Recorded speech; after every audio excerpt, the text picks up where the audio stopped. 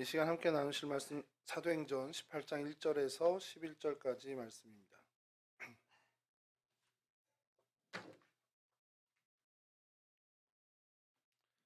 사도행전 18장 1절에서 11절까지 말씀 저랑 한 절씩 교독하겠습니다. 그 후에 바울이 아덴을 떠나 고린도에 이르러 아고라라는 본토에서 난 유대인 한 사람을 만나니 클라우디오와 모든 유대인을 명하여 로마에서 떠나라 하므로 그가 아내 브리스길과 함께 이탈리아로부터 새로운지라 바울이 그들에게 가매 생업이 같음으로 함께 살며 일을 하니 그 생업은 천막을 만드는 것이더라. 안식일 보나라 바울이 당에서 방문하고 유대인과 헬라인을 권면하니라. 실라와 디모데가 마게도니아로부터 내려오매 바울이 하나님의 말씀에 붙잡혀 유대인들에게 예수는 그리스도라 밝히 증언하니 그들이 대적하여 비방하거늘 바울이 옷을 떨면서 이르되 너희 띠가 너희 머리로 돌아갈 것이요 나는 깨끗하니라. 이후에는 이방인에게로 가리라 하고 거기서 옮겨 하나님을 경외하는 디도 유스도라 하는 사람의 집에 들어가니 그 집은 회당 옆이라. 또 해당장 그리스도가 온 지방과 더불어 저를 믿으며 수많은 고린도 사람을 들고 믿고 세례를 받더라. 밤에 주께서 환상 가운데 바울에게 말씀하시되 두려워하지 말며 침묵하지 말고 말하라. 너와 함께 있으니 어떤 사람도 너를 대적하여 해롭게 할 자가 없을 것이니 이는 이 성중에 내 백성이 많음이라 하시니라. 함께 하시죠. 1년 6개월을 머물며 그들 가운데서 하나님의 말씀을 가르치니라. 아멘. 아멘. 오늘 저와 저희 함께 살펴볼 성경 속의 장소 그리고 또 사건은 고린도입니다. 우리가 잘 알고 있는 고린도 전후서의 그 고린도가 맞습니다. 먼저 이 고린도는 이제 코린도스라고 이제 발음을 헬라어로 해야 되는데요. 코린도스는 이제 뿌리라는 뜻을 갖고 있고요. 이 지명의 유래가 왜 뿔이 됐는지는 사실 뭐 아직 밝혀진 것은 하나도 없습니다. 이제 지리적인 위치는 이제 어느 정도 이제 여러분들 저희가 참 하다 보니까 이쪽 지도를 어느 정도 떠올리실 수 있을 것 같고, 펠레폰네소스라는 반도, 그러니까 저희 나라 한반도라고 하는 것처럼 그 그리스의 남쪽으로 이제 삐져나온 그 지금은 실질적인 섬이 돼버린 그 반도가 펠로폰네소 반도입니다. 거기에 있는 제일 주된 도시가 바로 이 고린도라는, 지금 현재도 이제 코린토스라고 제일 그 큰 도시인데요. 이게 이제 수도인 아테네에서 한 64km, 또 뭐 아테네 중심에서부터는 뭐 80km라고도 보긴 하는데 고속버스로 이동 1시간 정도 거리라고 하더라고요. 그래서 그 지역을 오늘 좀 살펴보려고 하는데요. 뭐 이렇게 말씀드려도 어차피 저희는 지도를 봐야 되기 때문에 첫 번째 지도를 좀 펴주시면, 예, 잘 보이시죠? 이렇게, 예, 항상 거기입니다. 그 갱그리아는 지난번에 저희가 바울이 머리 깎은 곳이라고 한번 살펴본 곳이고요. 그래서 이 지도는 조금 두껍게 나왔는데요. 사실 저희가 두껍진 않습니다. 6점 몇 킬로 정도밖에 되지 않기 때문에 아덴에서 고린도, 그러니까 아테네에서 고린도스까지 가는 그 사이가 굉장히 목이 얇아요. 저 그림은 제목처럼 두껍게 해놨는데 사실은 되게 얇아서 이 자리를 운하를 팠습니다. 여러분 세계 3대 운하를 아세요? 혹시? 세계 3대 운하. 운하요, 운하. 예. 예, 수에즈 운하가 있고요. 파나마 운하가 있겠죠. 예, 보통 이렇게 2대 운하라고 하는데 고린도 사람들 하나 더 붙여서 3대 운하라고 합니다. 그래서 코린토스 이 운하가 있어요. 그래서 이걸 먼저 좀 사진을 좀 보여드리겠습니다. 이게 설명이 좀 어려운데 다음 사진 좀 보여주시면요.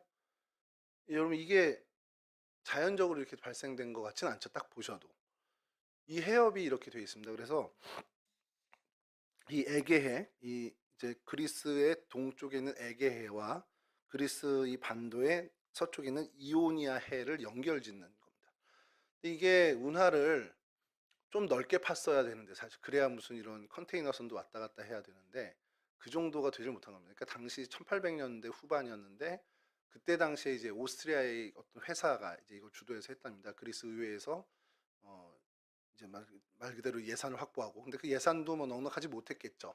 그러다 보니까 협소하게 이제 운하를 파게 됐는데, 요것이 사실 고린도에서 세계적으로 제일 유명한, 그러니까 기독교인들에겐 고린도 그러면 고린도 전후서 뭐 사도 바울이 뭐 목회했던, 그리고 사도 바울이 세우고 사랑장으로 유명한 그 교회로 저희는 유명하잖아요. 근데 이제 그리스도인이 아닌 세상 사람들, 그러니까 이 지구상에서는 이 고린도는 제일 유명한 게 뭐냐 그러면 이 운하가 제일 유명합니다. 그래서 이곳이 요즘 이제 굉장한 관광지로 각광을 받고 있다고 하고요. 저희가 사실은 이제 여객선 정도, 그러니까 유람선이나 요트 정도 지나가는, 제가 이렇게 설명 잘하는 것 같은데 이게 백문이 불여일견이라고 영상을 잘 한번 보시죠. 이 고린도를 찾다 보니까요, 우리 유명한 프로그램 있잖아요. 걸어서 세계 속으로가, 거기서 이거를 취재를 갔었더라고요. 그래서 잠깐만 한번 보시죠. 한 1분 조금 넘는 건데요.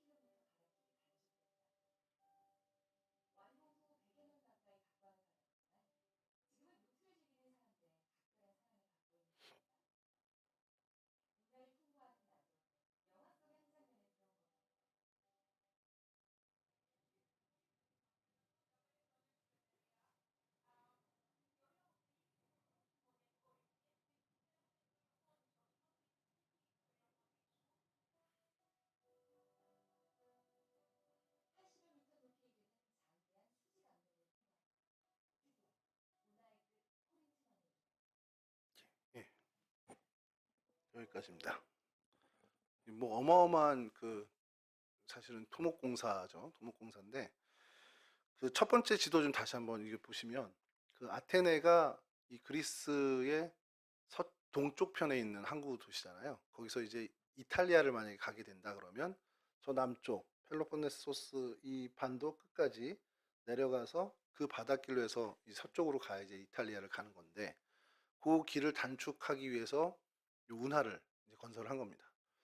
그냥 돌아가면 되는데 뭐하러 저렇게까지 하나 싶으신 마음도 있겠지만, 이 어떻든 운송료가 적어지면 이제 물건값이 싸지고 또 그거로 해서 경제적인 효과가 있다라는 어떤, 그게 이제 운하의 제일.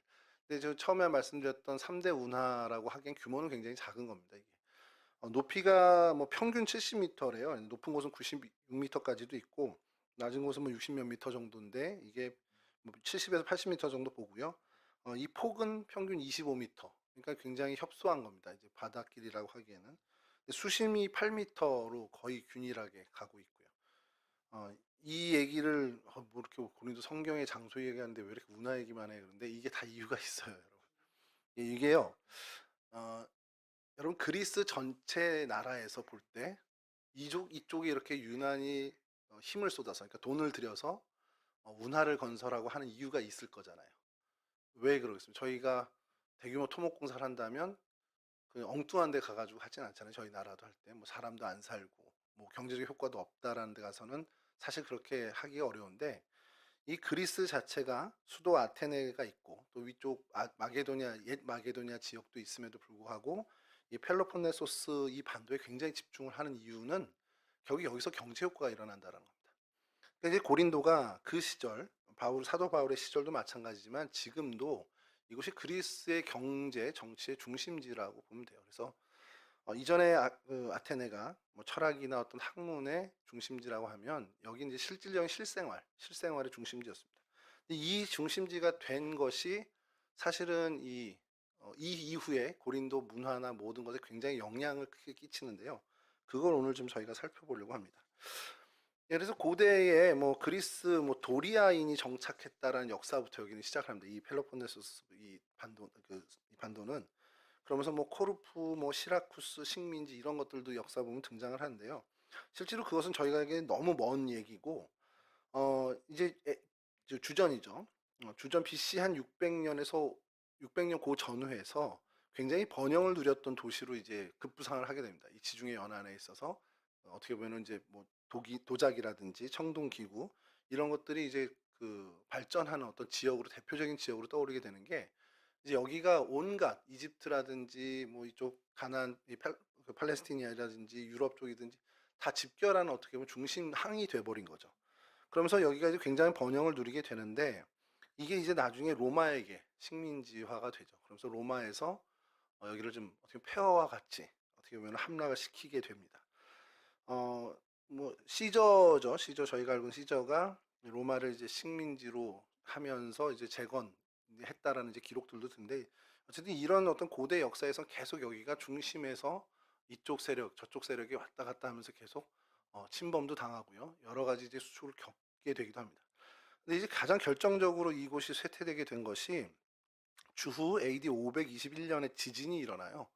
이곳에 굉장히 큰 대지진이 일어나서 그 지진 이후로 급속히 쇠퇴하게 되고 사실상 어떻게 보면 나중에 이제 지금 투르크 예전에 투르크 지금 터키라고도 하고 튀르키예라고 하는 그곳에 정복당하면서 지방 소도시 정도로 이제 되게 됩니다.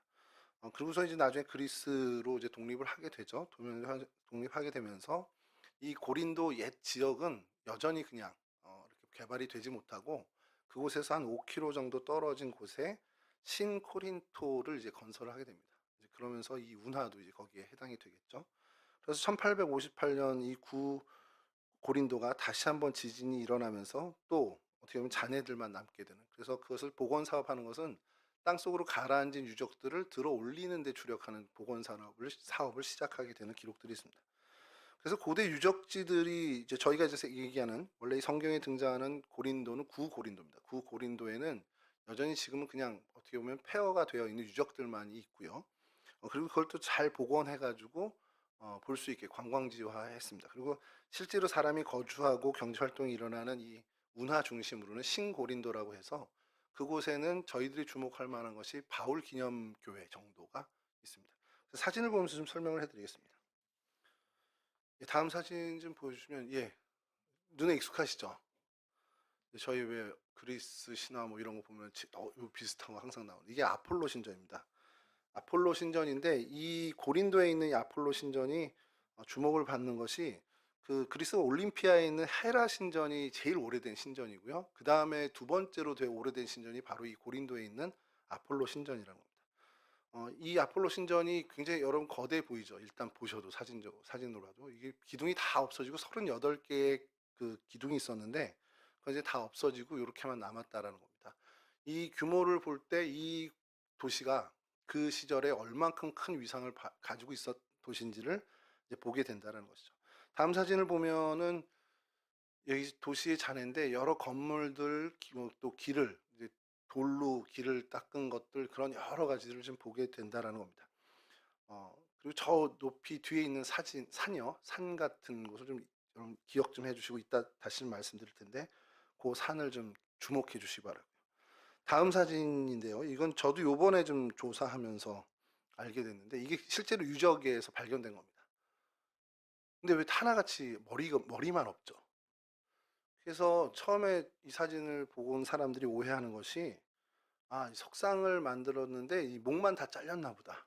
이렇게 생각을 하시는데 실제로 이제 고고학자들이 연구하다 보니 이게 그것이 아니라 각 로마의 귀족 집에 그 주인의 얼굴을 한 이제 석상을 저희 나라 옛날에 문패 달듯이 그렇게 세운다는 거예요.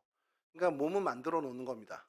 이 조각가들이 몸은 만들어 놓고 누가 주문이 들어오면 그분 얼굴을 조각해서 갖다가 배달하면서 얹어 놓는다는 거죠. 이게 이렇게 좀 제가 보면서 이거 되게 재미난 일이구나. 그러니까 오늘날 예를 들어서 뭐 3D 컴퓨터로 이렇게 얼굴 해주는 거 있잖아요. 그런 거 이제 미리 이제 제품을 만들어 놓은 거죠. 얼굴만 안 해놓고. 그럼 이제 제가 주문을 하면 제 사진을 보내주면 제 사진을 맞춰서 깎아서 저한테 보내주고 이런 어떤 그 석상 문화가 있었다라는 게 고고학 연구로 이제 밝혀졌고요. 그 다음 사진을 보여주시면 이런 이런 유물들이 굉장히 많이 출토가 됐다는 거예요. 발 모양, 손 모양, 뭐 귀 모양, 뭐 여러 모양이 출토가 되는데 여러분 어떤 것 같습니까? 이게 그러니까 잘려 나간 게 아니고 요렇게 조각을 해놓은 조각들이 많이 발견된 거예요. 이게 완제품으로. 이게 이때의 고린도의 또 문화를 이제 보게 되는 건데요. 여러분 코가 아프면 어디 가시죠? 병원 어느 병원 가시죠? 코 아프면 예, 이비인후과 가시죠. 눈이 아프면 안과를 가시고, 그럼 이가 아프면 치과를 가셔야죠. 저 때 당시 발이 아프면 어떻게 했을까요? 족부정형외과를 안 가고 발 모양 저거를 만들어서 재단에 가서 바치는 겁니다. 내 발이 아프니 이제 고쳐주세요. 그런 문화였습니다. 손이 아프면 손 모양을 이렇게 조각해서 신전에 가져가서 드리는 겁니다. 그러면 내 손이 아프니 그것 좀 치료해달라고. 그런 문화, 아픈 부위를 바치는 그런 사실 이방 종교죠. 이제 그런 문화가 있었다라는 것을 이제 고고학적으로도 밝혀냈다라는 겁니다. 그리고 그 다음에요. 이렇게 좀 어쨌든 여러 이방 어떤 미신적인 요소들이 많았는데 다음 사진 보여주시면 이게 굉장히 중요한 건데 이게 아프로디테 신전이 있는 산입니다. 저 산 위에가. 여기서는 잘 안 보이죠. 조금 확대해서 보는 사진이 다음 사진인데요. 살짝 신전터가 보이시죠? 아프로디테는 뭐 잘 알겠지만 그 아름다움의 신이고요. 그리스 신화에서는 아프로디테지만 이제 로마 신화에 가면 그게 비너스라는 그 신으로 발전을 하게 되죠.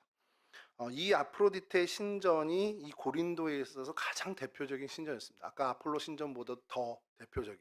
그러니까 일단 고린도에 거주하는 사람들에게 가장 영향력을 주는 이방 종교라고 해도 과언이 아닌 그런 신전이었죠.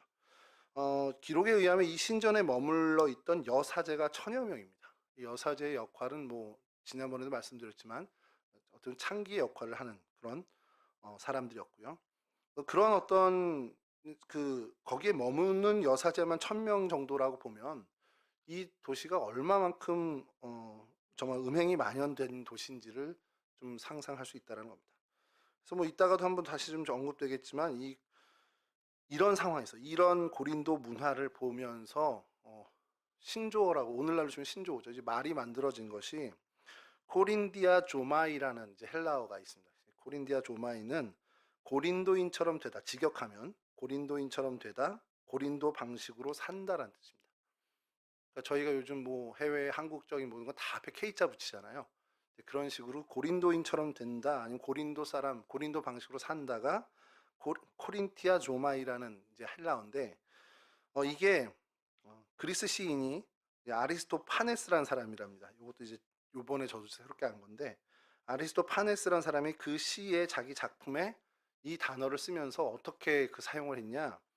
성적으로 타락한, 성적으로 부도덕하게 된 것을 지칭하는 단어로 쓴 거예요. 그러니까 이게 고린도 방식으로 산다가 그냥 직역 문자 그대로는 고린도인처럼 살고 고린도 방식으로 사는 건데 이 시인의 이 단어를 쓸 때는 성적으로 부도덕하고 타락한 그런 사람, 그런 어떤 모습을 가리켜서 지목한 단어로 처음 사용했고 그것이 이제 퍼지게 된 거죠. 그래서 이때 당시에 이게 코린디아 초마이라고 하면 그냥 음란한 사람, 성적으로 타락한 사람 그렇게 지칭하는 단어가 돼버린 겁니다. 근데 이게 여기서만 끝난 게 아니고요. 이제 이 헬라어가 나중에 이제 라틴어에도 영향을 주고 라틴어가 또 좀 영어나 뭐 스페인어 이렇게 영향을 주잖아요. 그래서 영어에도 있습니다. 코린디안이라는 단어 사전을 찾으면 고린도 사람입니다. 코리안 하는 것처럼 재패니즈 하는 것처럼 고린도 사람이라는 영어 단어인데 그 사전을 여러분들이 그 밑에 계속 보면 가로 열고 고라고 하면서 이제 다른 뜻이 있어요. 그러니까 이제 고어로 쓰일 때죠. 고어로 쓰일 때 사치하고 방탕한 사람이라는 관용적 표현으로 쓰는 단어가 이 코린티안입니다. 그러니까 이제 고린도 사람, 고린도 이쪽은 그러니까 뭔가 타락한 사람, 그러니까 세상의 음욕대로 사는 사람, 좀 방탕한 사람 이런 어떤 대명사가 된 거죠. 왜 그렇게 됐냐?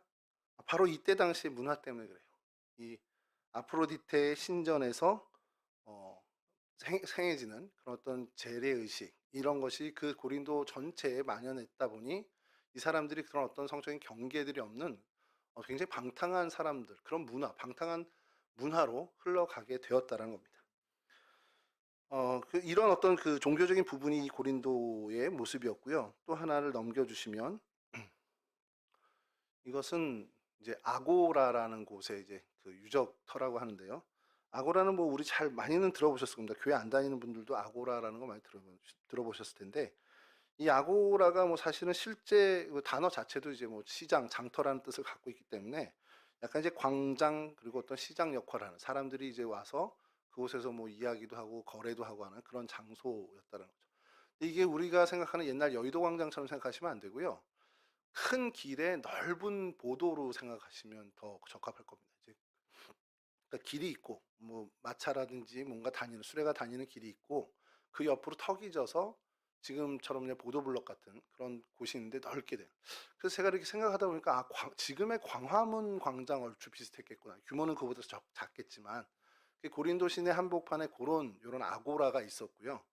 그리고 그 아고라에 다음 사진 보여주시면 요 사진하고요. 요 다음 사진이 똑같은 건데 요게 뭐냐면 비마라고 해서 재판정입니다. 재판정. 그러니까 광장 이렇게 어떻게 보면 큰 넓은 그 광화문 광장 같은 그곳의 한 켠에 이런 어떤 한 단위 위로 올라간 그러니까 이 비마가 배마라고 이제 그 성경에 쓰이는 배마인데 이게 연단이라는 뜻을 갖고 있어요. 단어로는. 그래서 한 칸 올라가 있는 지금 여기처럼 이렇게 올라와 있는 그런 연단인데 어, 갈리오 총독, 그러니까 갈리오가 아가야의 이제 총독으로 와서 바울이 이제 유대인으로부터 고발을 당해서 이제 광장으로 끌려가는데 거기서 성경에선 법정으로 끌려갔다고 나옵니다. 그 법정이 베마라는 단어를 쓰였고 바로 그것이 이곳이라는 거죠. 그래서 여기서 사람들을 재판을 하는 거예요. 광장에서 사람들 모이는 데서. 그래서 뭐 그 내가 상관하지 않겠다 이제 뭐 갈리오는 그렇게 얘기해서 유대인이 니들 알아서 해라고 해서 뭐 때리니까 그것도 이제 뭐 관여도 안 하고 그런 이제 기사가 사도행전에 나오는데 요런 장소가 아직도 그래도 어쨌든 보존이 되고 있다는 뭐 복원한 부분도 있고 한데 여전히 그래도 구 고린도에 남아 있고요. 저 뒤에 그 산은 계속 아직도 남아 있습니다. 그 다음 사진이 이제 구 고린도에서 신 고린도로 가면 신 고린도에서 이렇게 예배당을 하나 지었는데 이게 바울 기념교회입니다. 교파가 어딜까요? 세준 형제 왔어야 되는데 그리스 정교죠. 이제 동방교회입니다. 근데 여기 독특한 것을 어느 분이 한 블로그에 올려주셔서 이분이 한국 사람이니까 이걸 찍어온 것 같아요. 제가 볼 땐. 다음 사진 보여주시면 글씨는 안 보이죠? 굉장히 이제 촘촘하게 글씨가 있습니다. 힌트를 드리면 사람 이름입니다. 뭐가 쓰여 있는 것 같습니까, 여러분 혹시? 상상을 여러분 조금 확대된 사진 하나 다음 사진 보여드릴게요. 이제 이건 이렇게 되면 이제 유정희 장로님을 읽으시겠죠. 제일 첫 번째 여기 있는 그거만 힌트를 아포스톨로스입니다. 아포스톨로스 그 다음에 파우로 네 바울 사도입니다. 두 번째 이름이요. 두 번째 이름이 누구겠습니까 여러분? 헬라 이름은 아폴로스. 아볼로죠. 아볼로. 첫 번째가 사도 바울이고 두 번째가 아볼로예요. 세 번째 보니까 이름은 신라라고 되어 있습니다. 네 번째는 소스데네스. 뭘까요? 역대 담임자 이름입니다. 우리 교회 이 교회의 초대는 사도 바울이었고요. 2대 목회자는 아볼로였고 3대 목회자는 신라였고 4대 목회자는 소스데네스입니다. 시그마가 지금은 이렇게 돼 있는 건데 그때 당시엔 이렇게 하고 가운데 C자의 가운데 이렇게 하나 긋는 게 헬라 고어에서 그렇게 쓰입니다. 그래서 다음 사진 보여주시면요. 이건 더 가까이. 그래서 이건 나중에 사진으로 올려드리겠습니다. 예, 다음 사진 보여주시면 요거는 고린도전서 13장을 적어놓은 이거는 뭐 나중에 확대해서 보셔야 되는데 이렇게 돼 있습니다. 요런 이제 신 고린도에 가면 요 바울 기념. 저는 그래서 재미난 게 고린도 교회 담임자가 실제로 이렇게 있었던 건가라는 생각을 하는 거죠. 뭐 교회 이제 사도행전을 보고서 이제 하신 거겠지만 그만큼 이제 바울 기념 교회를 해놓고 이 교회가 초대는 이렇게 됐다. 그러니까 그때 당시 고린도 교회 공동체가 이어져 온 건 아닙니다. 이어져 온 건 아니고 그냥 기념하기 위해서 이렇게 한 건데, 그러니까 저 교회 역사가 뭐 1000년, 2000년 됐다 이렇게 할 수는 없는 거죠. 제가 이거 이제 고린도 교회는 조금 준비 시간을 좀 가졌던 게, 제가 자신이 없었던 부분이라, 이 고린도 교회 도저히 이쪽 그리스 쪽은 모르겠어요, 팔레스틴 쪽하고는. 그래서 조심했는데 우연히 요거를 발견하면서 어느 분이 블로그에 굉장히 잘 올려주셨더라고요. 그래서 그걸 보면서 아 그래, 이런 문화가 쟤네도 있구나. 이제 여기서부터 이제 유튜브 꺼야 될 상황일 수도 있는데, 용두동 교회에 제가 있었잖아요. 용두동 교회가 120년 가까이 돼, 110 몇 년입니다 지금. 그렇게 얘기를 하시거든요. 근데 제가 그걸 동의를 잘 못해요.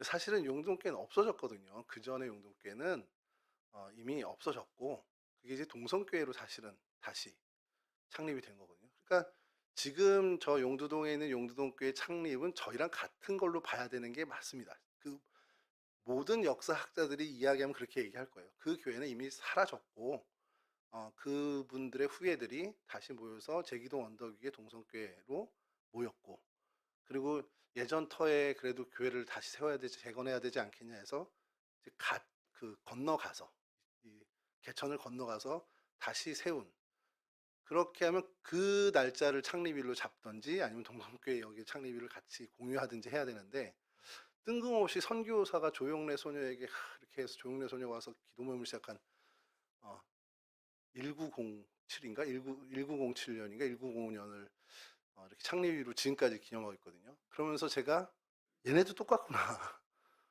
바울이 세운 고린도 교회는 없어졌잖아요. 없어졌는데 신고린도에다가 다시 고린도 교회라고, 바울 기념 교회 이름은 고린도 교회입니다. 바울 기념 고린도 교회를 세우고, 우리 초대 담임자가 바울이야 한 거랑 똑같다는 거죠. 근데 아무도 그렇게 인정 안 하잖아요. 그냥 기념 교회구나 이렇게 하는 거지. 여하튼 요거는 이제 다시 녹화해도 됩니다.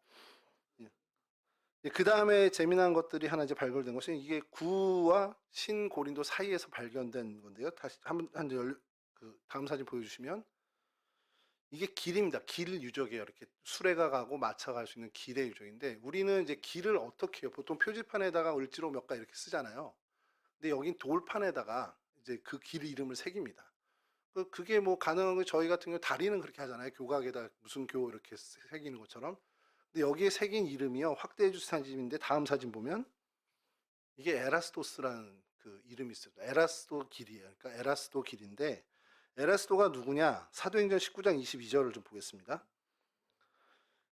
자기를 돕는 사람 중에 디모데와 에라스도 두 사람을 마게도냐로 보내고 자기는 아시아에 얼마 동안 더 있느니라. 사도 바울이 아시아에 머물 때 자기를 돕는 사람 중에서 디모데와 이 에라스도라는 사람을 언급합니다. 이게 사도행전 19장에 나오고요. 이것이 다시 한번 이 에라스도가 등장하는 것이 디모데후서 4장 20절인데요. 좀 띄워주시죠. 에라스도는 고린도에 머물러 있고 드로비모는 병들어서 밀레도에 두었노니. 이렇게 고린도에서 여전히 머물면서 바울의 그 사역을 계속 이어가고 있었던 사람이 에라스도입니다. 이 에라스도가 로마서에 다시 등장을 하는데요. 로마서 16장 23절입니다. 나와 온 교회를 돌보아주는 가이오도 너희에게 문안하고 이 성의 재무관 에라스도와 형제 구아도도 너희에게 문안하니라.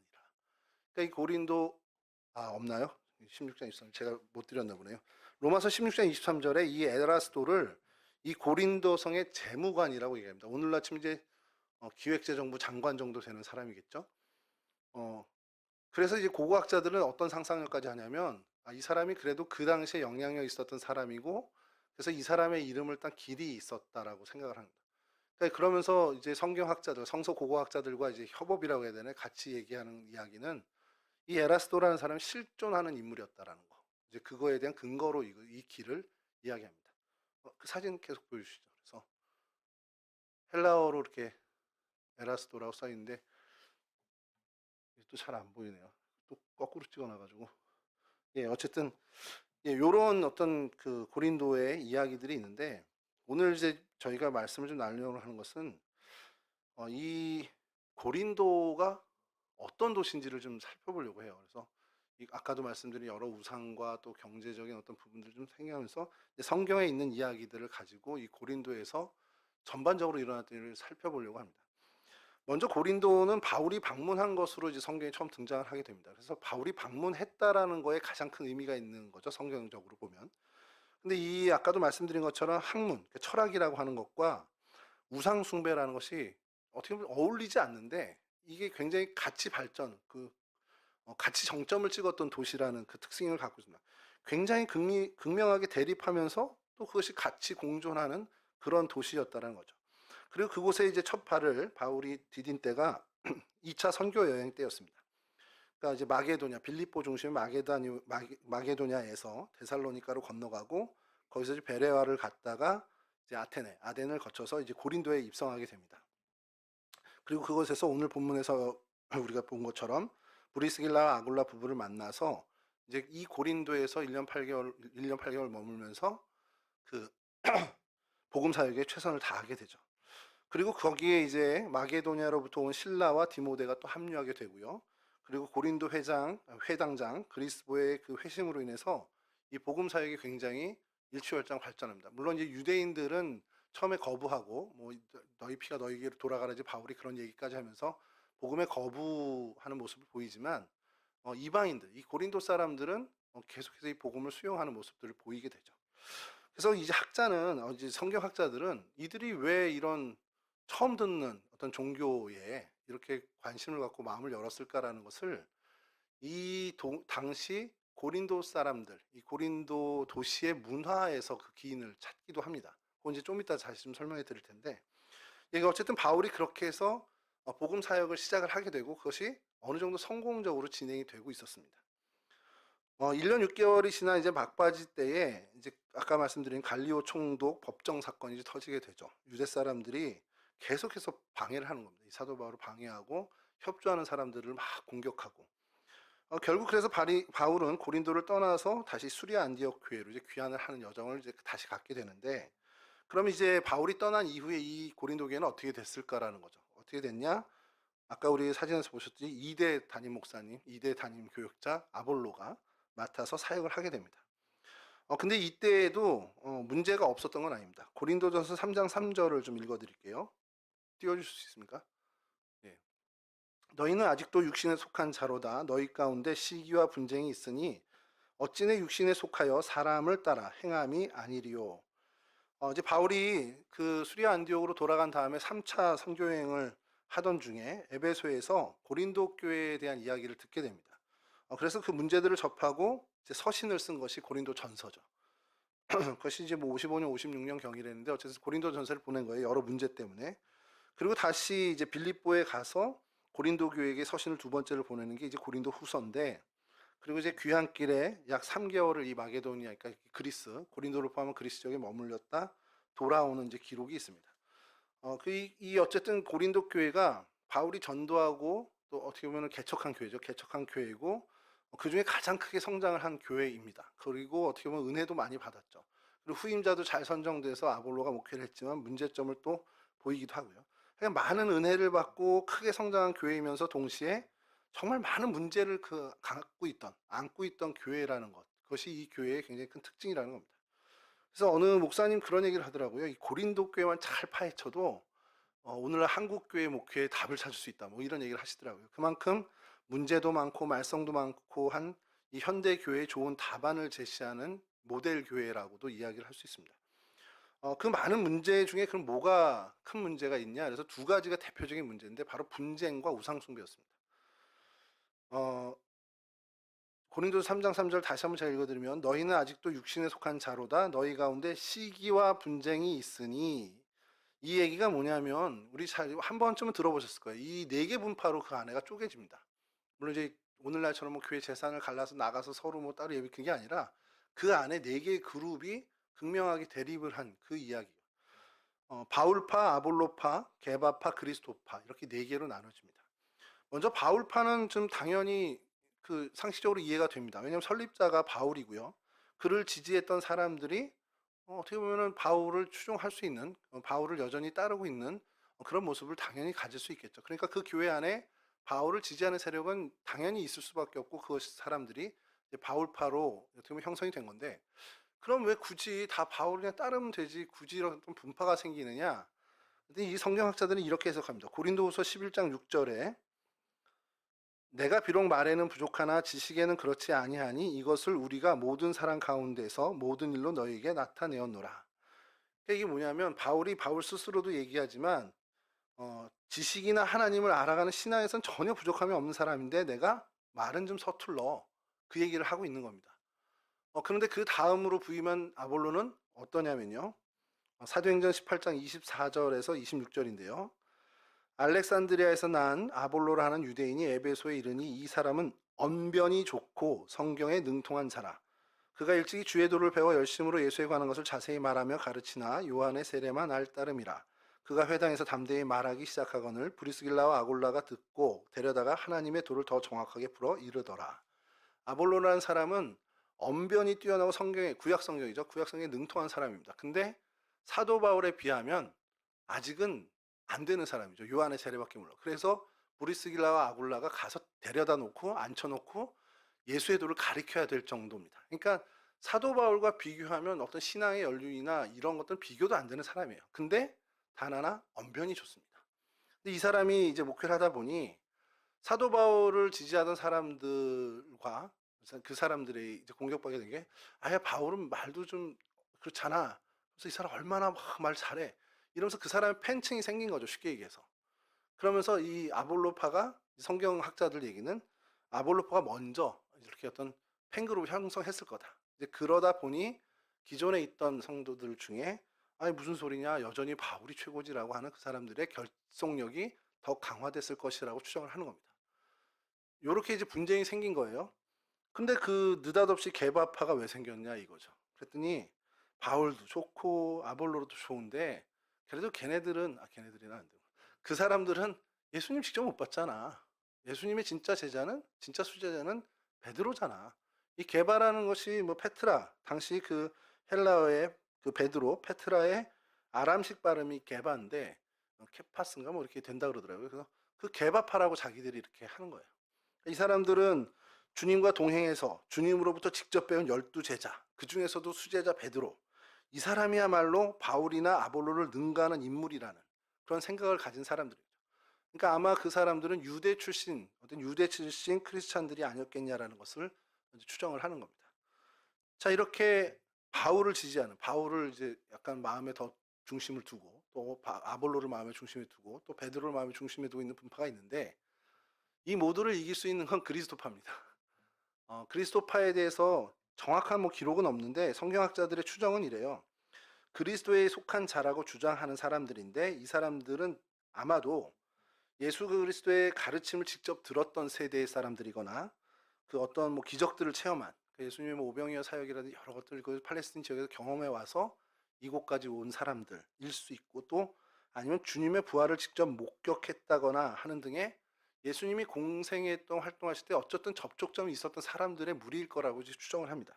그러니까 직간접적으로 관계가 있던 이 사람들이 무슨 소리야? 예수님이 최고지. 그리스도를 따르는 게 최고지. 이렇게. 근데 여러분 이게 이 네 분파가요. 다 틀린 사람들인가요? 어쨌든 간에 이 네 분파는 다 하나님을 향해서 그 신앙생활에 열정을 가진 사람들이었다는 거예요.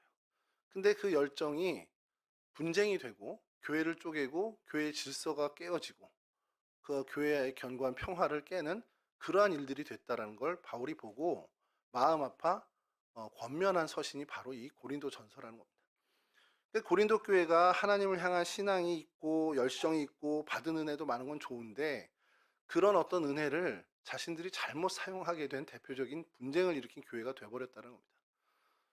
누가 기뻐하겠습니까? 이렇게 분쟁하는 거 하나님이 기뻐하시겠냐는 거예요. 그 안에 있는 성도들이나 목회자도 기쁘겠습니까?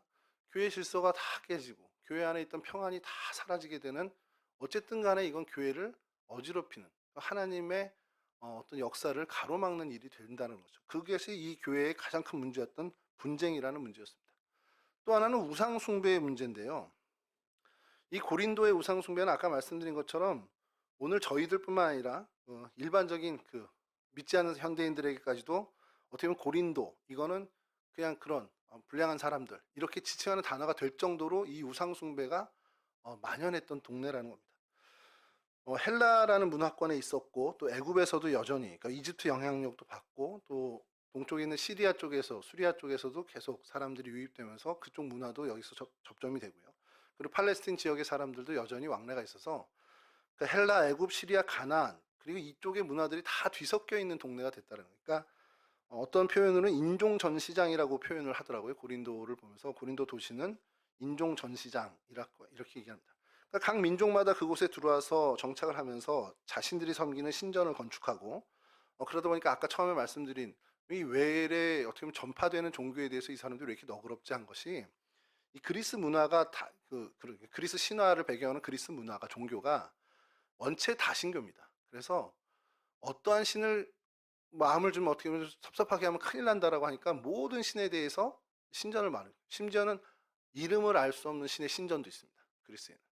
그러니까 그만큼 이제 모든 어떤 그런 걸 포교하는데 그런 이유가 이들이 해양 문화 사람들이라는 거예요. 해양 문화를 갖고 있다 보니까 뭐 그리스 신화도 이제 발전됐고요. 그러니까 어떠한 뭐든지 다 이제 신이 관여된다라고 생각을 하는 겁니다. 그러니까 여러분 이 아까 운하 얘기를 왜 드렸냐면 이 에게해와 이스해를 연결하는 거잖아요. 근데 이게 초창기에 돈이 없어서 안 된 게 아니고요. 아주 초창기에는 뭐 네로 황제 이후에도 몇 번 시도가 됐었는데 이쪽 바다신과 이쪽 바다신이 충돌한다는 거예요. 그럼 싸움이 나면 큰일 난다는 거죠. 괜히 우리가 피해봤잖아. 그래서 안 한 중단됐다는 기록이 있습니다. 그러니까 그 정도로 이들은 우리로 치면 정말 뭐 다신론에 뭐라 그래야 돼요? 뭐 모든 것에 다 신이 깃들여 있다라고 생각을 하는 거죠. 여하튼 그런 문화에서 뭐 애굽의 이시스 신, 에베소의 아데메 신, 수로보니기의 뭐 아스타로 신, 뭐 이런 신전이 여전히 있었고, 뭐 포세이돈이나 아폴로 신이 있었던 거는 뭐 신전이 있었던 건 말도 못하고요. 그리고 그 아까 말씀드린 것처럼 그 아까 높은 산 있죠. 그 산 이름이 아크로코린도입니다. 아크로코린토라는 이제 언덕 이름인데 해발 575m. 그 제일 위 높은 곳에 자신들이 이제 있는 그 땅의 제일 높은 곳에 자신들이 가장 아끼는 신의 신전이 아프로디테 신전이었습니다. 말씀드린 것처럼 그곳에 온갖 천여 명의 여사제를 통한 온갖 음행이 이제 만연된 거죠. 근데 이 음행이라는 것을 이제 보다가 복음을 받아들인 고린도 교회 사람들은 이게 잘못된 것을 알잖아요. 아 이게 우리가 저 아프로디테서 신전, 전 이방 종교고 우상 숭배다. 그걸 알기 때문에 그것과 거리를 두고 선을 그으려고 애를 썼겠죠. 자 그러면서 발생된 일이 뭐냐? 고기 문제가 이제 육식 섭취 문제가 발생이 됩니다. 이제 사도 바울이 직접 언급하게 된 첫 번째 우상 숭배의 문제인데 당시에 그 고린도 시장의 경제는 도축을 하게 되면 그 고기를 일단 신전에 갖다 바칩니다. 그 아프로디테 신전을 포함한 여러 신전이죠. 바치고 난 그 고기가 이제 시장에 유통이 되는 거예요. 그러다 보니까 시장에서 어쨌든 내가 직접 잡아서 내가 각을 뜨고 먹는 고기가 아닌 이상 이거는 신전에 바쳐졌던 고기입니다. 자, 근데 여기에서 문제가 생기는 것이 이제 사도 바울이 얘기하는 게 그거예요. 이게 아무 문제 없는 거로 받아들이는 사람이 있는 거예요. 야, 그게 무슨 신이야? 신이 아니잖아. 그러니까 실제로 바쳐진 게 아니야. 사람들이 그냥 퍼포먼스를 한 것뿐이지. 신은 오직 하나님뿐인데 하나님만이 참 신인데 그게 뭘 바쳐주고 그거 아무 의미 없어. 이렇게 생각하는 신앙의 어떤 참 자유를 누리는 사람도 분명히 있죠. 신앙의 성숙도가 다르니까. 근데 그게 도저히 안 되는 사람도 있다라는 겁니다. 그 사람들을 위해서 교회 공동체가 배려가 없는 부분들이 있었던 거예요. 나는 하나 꺼림직한 게 없어요. 자유해요. 그래서 사실 그게 맞는 걸 수도 있고요. 근데 그렇게까지 신앙이 아직 성숙하지 못한 지체들이 분명히 교회 안에 있습니다. 그들에 대한 배려가 없이 우상신전에 가서 자유롭게 고기도 먹고 하는 사람들이 있다는 거죠. 그러면서 그러한 모습으로 인해서 아직 연약한 신앙에 가진 사람들이 어떻게 상처받고 그 상처받으면서 실족하게 되는 일들이 벌어지게 됐다는 거예요. 그래서 이 우상숭배의 문제가 여전히 이 고린도 교회 안에서의 문제가 됐고 또 하나는 그 만연된 음란한 그 만연된 문화가 이 고린도 교회 안에도 들어왔다라는 거예요. 이거는 그냥 제가 읽어드리겠습니다. 고린도서 5장 1절인데요. 사도 바울이 고린도 교회 교인에게 보내는 지적하는 잘못입니다. 너희 중에 심지어 음행이 있다 함을 들으니 그런 음행은 이방인 중에서도 없는 것이라 누가 그 아버지의 아내를 취하였다 하는도다. 그러니까 아버지의 첩을 취한 일이 이 교회 안에도 있었다라는 것을, 그 정도로 이 음행이 만연된 도시라는 것을 지적하는 일입니다. 이런 어떤 문제가 가졌던 이 고린도 도시, 그리고 고린도 그 안에 있던 교회인데, 시간이 좀 더 필요하지만 그래도 오늘은 좀 말씀을 드리고 가야 될 것이, 이 고린도 교회, 교만해진 사람들이 살던 이 도시, 그 교만의 이유는 결국엔 아까 말씀드린 것처럼 경제의 어떤 중심으로 인해서 부가 축적되고, 부가 축적되면서 그들이 넉넉해진 삶을 살면서 이와 같은 일이 벌어졌다는 거죠. 근데 인간이 실제로 그래요. 잘 되지고 넉넉해지면 목이 곧아지고 마음이 자고해 스스로 높아집니다. 그리고 그 번영과 풍요가 내가 뭔가 뛰어나서 생긴 거다라는 교만이 생기게 되죠. 저도 뭐 얼마 전에 경험했는데, 어려서부터 이제 교회에서 친했던 형이고, 근데 요즘 굉장히 잘 나가는 펀드 매니저가 돼 있더라고요. 그래서 어떻게 오랜만에 연락이 돼서 한번 보게 됐는데, 옛날 그 형이 아니에요. 그냥 굉장히 저를 비즈니스적으로 대하고, 뭔가 어려워서 찾아온 사람처럼 대해서, 에이, 내 다시는 안 본다고 돌아온 기억이 있는데, 사람은 그렇습니다. 근데 여러분, 우리가 알지만 우리가 살아가는 데의 모든 번영과 영광이나 이런 모든 것의 근본은 하나님이시라는 걸 우리는 잘 알잖아요. 우리의 어떤 그 모든 복의 근원은 하나님이시고, 모든 만물의 주인은 우리 여호와 하나님이신데, 그걸 잊게 되면 이 고린도 사람들처럼 때 아닌 풍요로운 삶을 가지고 스스로 높아지는 교만한 사람들이 된다라는 겁니다. 그래서 고린도전서 15장 10절에 이 고린도 교회 교인들에게 바울이 정말 권면하는 것이 이겁니다. 그러나 내가 나 된 것은 하나님의 은혜로 된 것이니 내게 주신 그의 은혜가 헛되지 아니하여 내가 모든 사도보다 더 많이 수고하였으나 내가 한 것이 아니요 오직 나와 함께 하신 하나님의 은혜로라. 그러니까 하나님의 은혜로라, 이 깊은 깨달음이 있어야 된다는 것을 고린도 교회에 강조하는 겁니다. 왜냐하면 고린도 교회 사람들이 속한 그 고린도라는 도시가 그냥 교만해지기 너무 쉬운 그런 배경과 환경의 도시였다는 겁니다. 그래서 그렇게 너희 아니야, 생각해봐. 니네 환경과 상황, 여건, 형편 다 하나하나 따져봐. 그거 니네가 한 거야? 아니야, 하나님이 주신 거야. 그럼 이게 다 은혜라는 걸 고백을 해야지. 모든 것 하나님이 하셨습니다라는 고백을 하라라는 겁니다. 이런 어떤 권면을 하고요. 그리고 고린도 교회가 말씀드렸던 것처럼 우상 숭배 그 음란이 만연돼 있었잖아요. 가장 높은 그 아크로 고린도라는 정상에 그 아프로디테 신전을 세워놓고 우상 숭배를 그냥 공개적으로 그냥 모두가 다 경계 없이 우상 숭배를 하던 도시였습니다. 아까 말씀드린 것처럼 그냥 고린도 사람 같다라는 것이 음란한 사람의 대명사가 된 정도로 역사적으로도 아주 타락한 그런 도시였다라는 거예요. 그리고 그것이 침투해서, 일상의 침투해서 아까 육류 문제라든지 또 어떤 아버지의 첩을 취한다는 어떤 그런 이방인들조차도 하지 않는 음행과 역행을 한다라는 것을 이야기합니다. 그래서 이러한 모습을 계속해서 권면하는 거예요. 그 고린도전서에서도 우상에 바친 고기 먹는 일을 내가 두고 말하면 그거 세상에 우상도 없고 아무것도 없어, 이런 얘기를 하면서, 그러나 연약한 너희 동료들을 위해서 너희가 희생할 것이면 희생해 라고 하면서 하는 얘기가, 내가 내 형제를 걸어서 넘어지게 하는 거라면 그가 걸려 넘어지지 않게 나는 평생 고기도 안 먹을 수 있어, 이런 얘기를 하는 겁니다. 그러니까 내가 고기 먹는 건 전혀 문제 안 되는데, 내가 고기 먹는 것 때문에 누군가가 상처되고 그가 실족해? 그럼 나 평생 고기 안 먹을게, 이런 이야기를 하는 겁니다. 그러니까 그런 어떤 배려와 어떤 우상 숭배로 인한 부작용들에 대해서 고린도 교회 교인들이 좀 각성하기를 원하는 그 권면을 하죠. 자, 근데 이런 상황과 이런 사도 바울이 염려하는 얘기들을 다 보면 그냥 저희들의 얼핏 생각할 때 고린도 교회는 희망이 없을 수 있겠다, 이 고린도라는 지역은 그냥 멸망해야지, 여긴 희망이 없겠다 생각을 하는데, 이게 하나님의 역사를 저희가 참 모르겠는 것이, 이런 고린도라는 곳, 정말 하나님의 선한 일과는 전혀 어울릴 것 같지 않은 이곳에 하나님이 역사하신다는 거예요. 교회가 세워지고, 바울로 인해서 고린도 교회가 세워지고, 하나님이 그 타락한 도시지만 포기하지 않으시고 바울을 통해서 하나님의 역사를 일궈가는, 교회를 세우시며 일궈 가신다는 겁니다. 그러니까 여러분, 이 고린도 교회를 통해서 세계 이제 선교사의 역사를 어떻게 얘기하냐면, 유럽으로 이제 복음이 전파됐잖아요. 그러면서 뭐 아테네나 이런 데서 사실 뭐 복음의 어떤 그 결실이 별로 없었고요. 여러 소아시아의 교회들, 뭐 에베소라든지 이렇게 있지만, 유럽에서 정확하게 로마 교회와 이 고린도 교회가 유럽 복음화에 정말 중추적인 역할을 했다라고 보는 겁니다. 왜냐하면 자연스럽게 거기에 사람들이 많이 모이고 거기서 퍼져나가니까.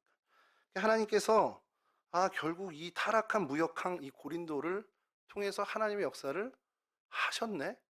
그러니까 누가 그런 얘기 하잖아요. 죄가 더한 곳에 은혜가 더욱 넘친다 이런 표현을 하는 것처럼 고린도 교회가 딱 정확한 그런 곳이다라는 얘기를 합니다.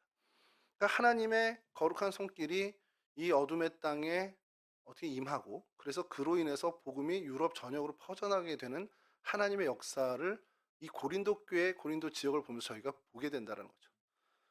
여러분, 그러면 이 고린도만 그렇게 하겠냐는 거예요. 고린도 교회의 모습을 보면서 대한민국은 안 떠오르냐는 거죠. 여러분, 이 땅에 복음이 들어오기 전에 이 땅이 어땠는지 우리는 너무 잘 알고 있죠. 그냥 어둠의 땅이었습니다. 우상 숭배, 미신에 사로잡힌 나라였죠. 그런 민족이었습니다. 근데 이 땅에 복음이 들어오면서 이 땅이 변화되죠. 변화되고 지금은 세계에서 두 번째로 선교사를 많이 보내는 그러한 나라가 됐어요. 비록 기독교 인구가 점점 줄어간다 어쩐 이런 얘기도 있지만 여전히 하나님께서 이 한국 교회를 사용하고 계시다는 거죠. 이 어둠의 땅, 우상 숭배와 미신에 사로잡혀 있던 이 땅에 하나님께의 손길이 닿으니 이 땅이 하나님의 복음의 도구가 되더라는 거죠. 그럼 여러분, 민족과 나라만 그렇겠냐는 거예요. 개개인의 인생도 이와 같을 수 있다는 겁니다. 어떤 인생이 하나님으로부터 쓰임받는 인생이 될까? 어떤 인생은 하나님으로부터 도무지 쓰임받지 못할까? 이거에 우리가 답할 수 있냐라는 거죠. 아니라는 겁니다. 어떤 인생이 되던 하나님께서 이루고자 하신다면 하나님은 쓰신다라는 겁니다. 그 사람의 형편과 상황과 어떤 이제까지 모습은 아무 상관이 없다는 거예요. 하나님의 손길이 닿고 하나님이 쓰시겠다 한다면 고린도 교회처럼 정말 아무 희망이 없어 보이는 그런 인생도 하나님은 사용하셔서 하나님의 복음의 일꾼으로 쓰신다는 것이죠. 사실 저는 이 은혜를 저희들이 좀 따랐으면 좋겠습니다. 이 땅에 처음 선교사 아펜젤러 언더우드가 와서 제물펑에서 기도를 드렸다잖아요. 하나님 아무것도 안 보입니다. 그런데 그 희망을 보고 그곳을 기도하면서 했던 그 기도가 사실 오늘날 이루어지는 걸 보면서 우리의 인생도 우리가 이렇게 고린도처럼 절망적이진 않잖아요. 그래도 그래서 하나님의 손길이 내게 닿기만, 내 인생에 닿기만 하면 우리는 하나님으로부터 쓰임 받을 수 있다. 고린도 교회도 고린도 지역도 쓰임을 받았는데 우리 인생은 왜 쓰임 받지 못하겠냐라는 믿음으로 정말 하나님이 우리 가운데 임하시고, 그래서 하나님의 은혜가 우리의 삶 가운데 가득해서 이제 우리의 삶을 통해 하나님 일하실 수 있도록 교회 안에 하나님의 질서를 더욱더 견고히 세우시고 교회 안에 견고한 하나님의 평안을 위해서 우리를 사용하시고 또 나아가 우리 삶의 현장에서 하나님의 뜻을 이루어드리는 그러한 인생들로 저희가 살아가기를 주님의 이름으로 간절히 축원합니다. 찬송가 384장 함께 부르시겠습니다.